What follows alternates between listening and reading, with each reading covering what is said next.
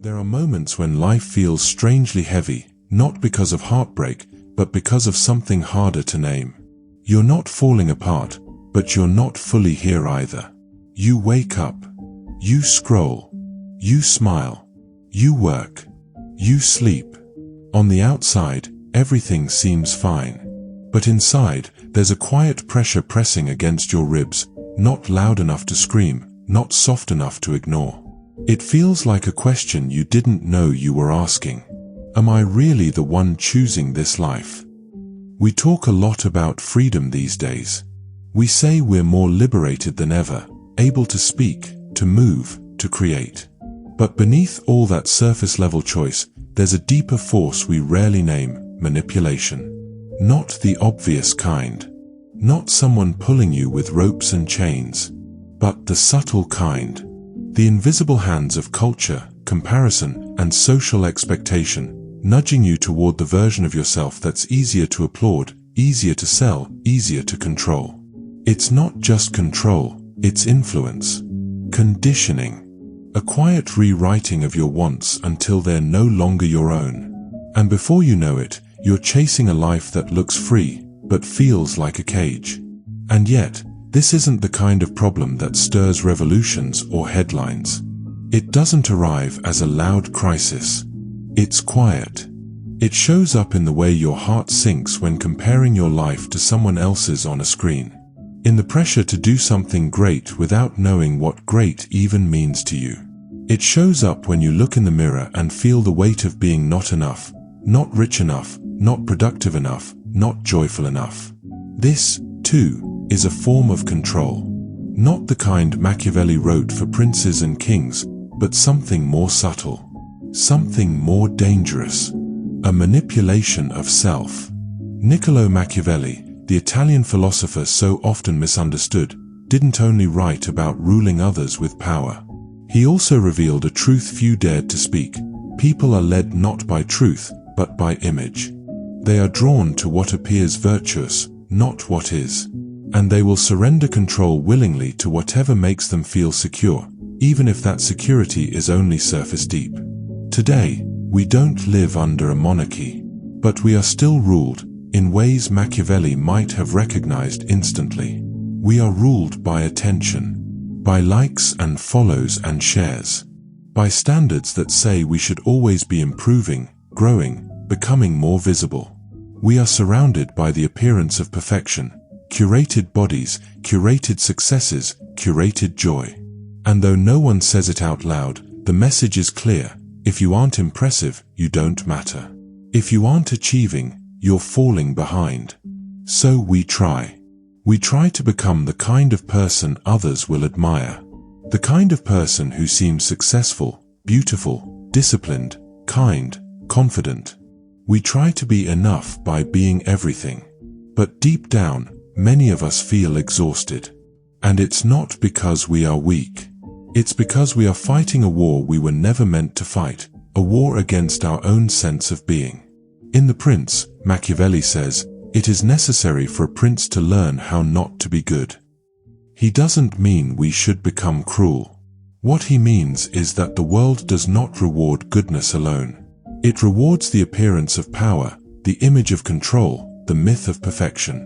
And that truth, it can be devastating. Because when the world demands that we perform constantly, we begin to lose touch with who we are when we're not performing. So we conform, not out of fear, but out of loneliness. Out of the deep human need to belong. We edit our personalities the way we edit our photos. We soften the flaws, crop out the chaos, turn up the brightness. We tell ourselves it's just how things are. And without realizing it, we let the world decide who we should be. But here's the secret Machiavelli never told us, perhaps because even he didn't know: when control is internalized, it becomes invisible. The most powerful form of manipulation isn't forced from above. It is when we start policing ourselves, believing we must be a certain kind of person to be accepted, worthy, or safe.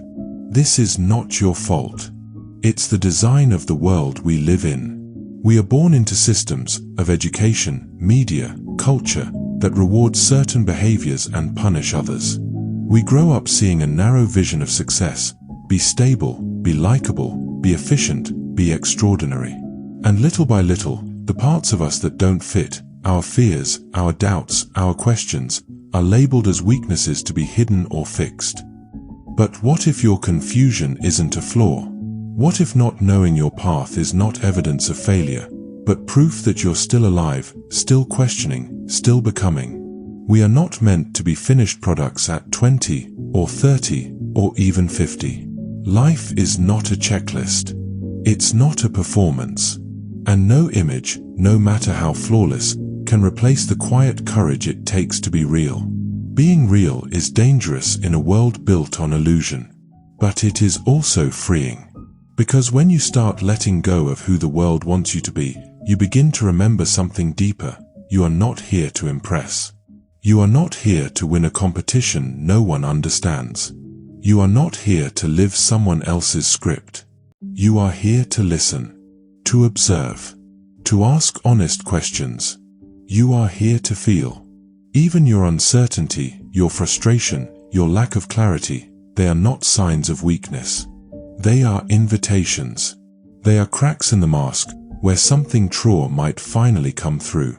Machiavelli saw the world as it is, ruthless, unpredictable, often unjust. But what he didn't say, what maybe only we can say now, is this: even in a world built on manipulation, it is still possible to choose truth. Even when everything tells you to become someone else, you can choose to return to yourself. And perhaps that is the most radical act of all. Success. The word itself glows with promise. We're told to chase it, measure it, post about it. Success is the crown we all reach for, shiny, weighty, undeniable. And yet, for many, even when we get close, it doesn't feel like we imagined it would. That's because success today isn't just about doing something meaningful. It's about doing something visible.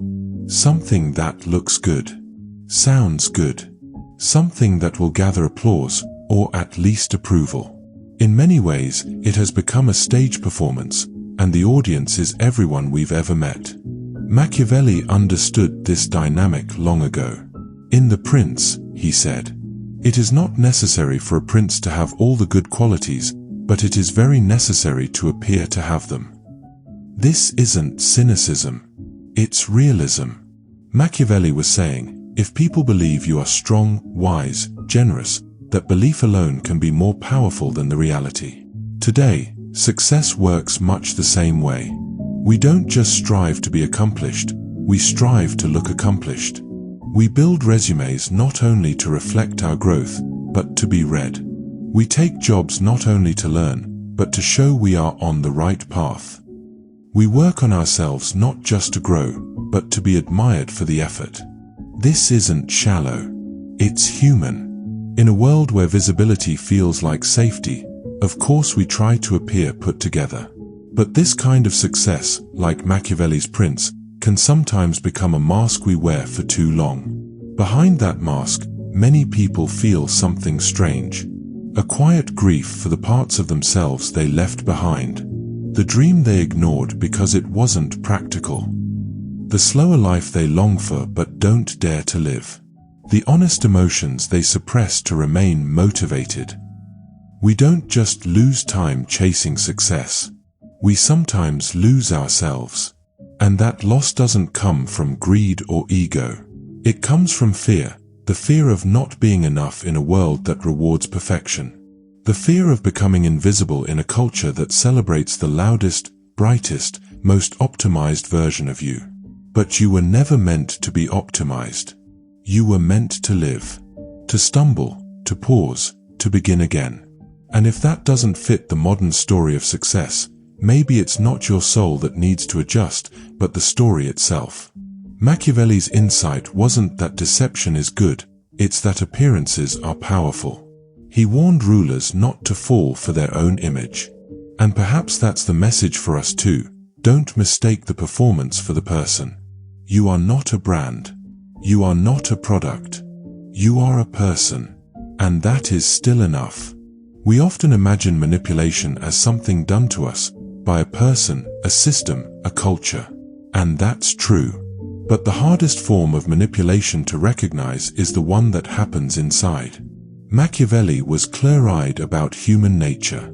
He didn't believe we are naturally good or bad. He believed we are driven by desire, by fear, by self-interest. And when we want something badly enough, security, approval, love, we will find ways to justify almost anything to get it. Even lying to ourselves. We tell ourselves we're fine when we're crumbling. We tell ourselves we're chasing our dreams, even when we're avoiding what matters. We say we're too busy to rest, when the truth is we're afraid to be still. It's not because we're weak. It's because we're scared. Scared of what we might find if we stop running. Scared that without the mask, we won't be loved. Scared that if we admit we're lost, we'll disappoint the people who believed in us. But hiding your confusion doesn't make you stronger.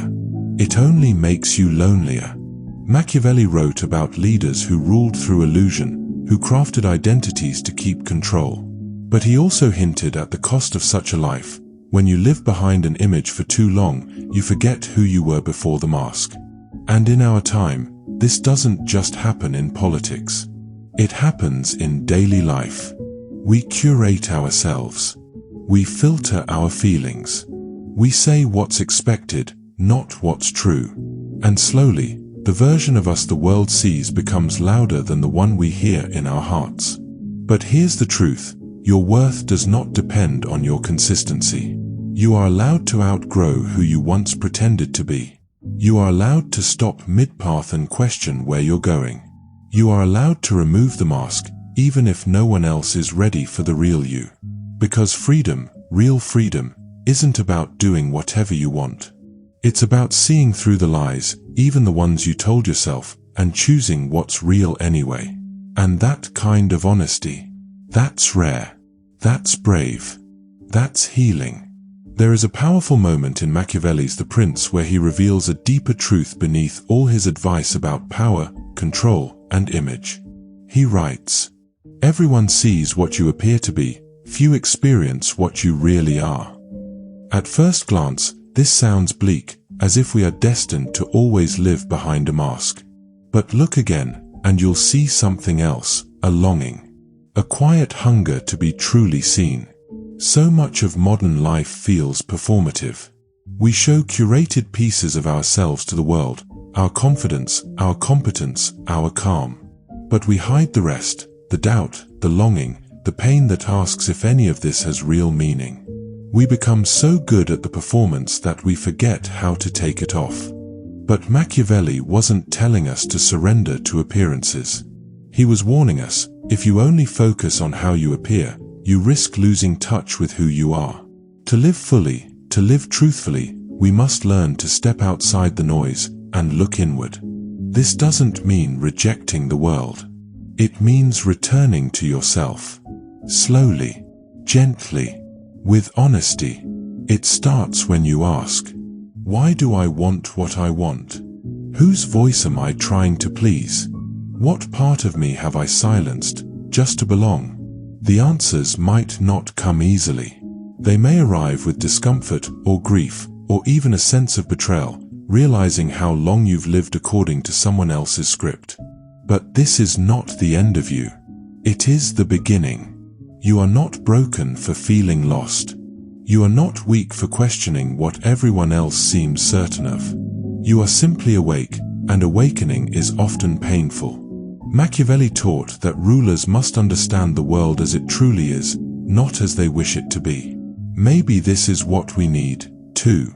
Not harshness, not cynicism, but clarity. A willingness to stop pretending. A tenderness toward our confusion. The world may never stop asking you to be more successful, more polished, more impressive. But in the quiet corners of your life, you can still choose something else. To be real. Not perfect. Not finished. Just real. And that is where healing begins. Machiavelli is often remembered as the master of strategy, the advisor of power, the voice of control.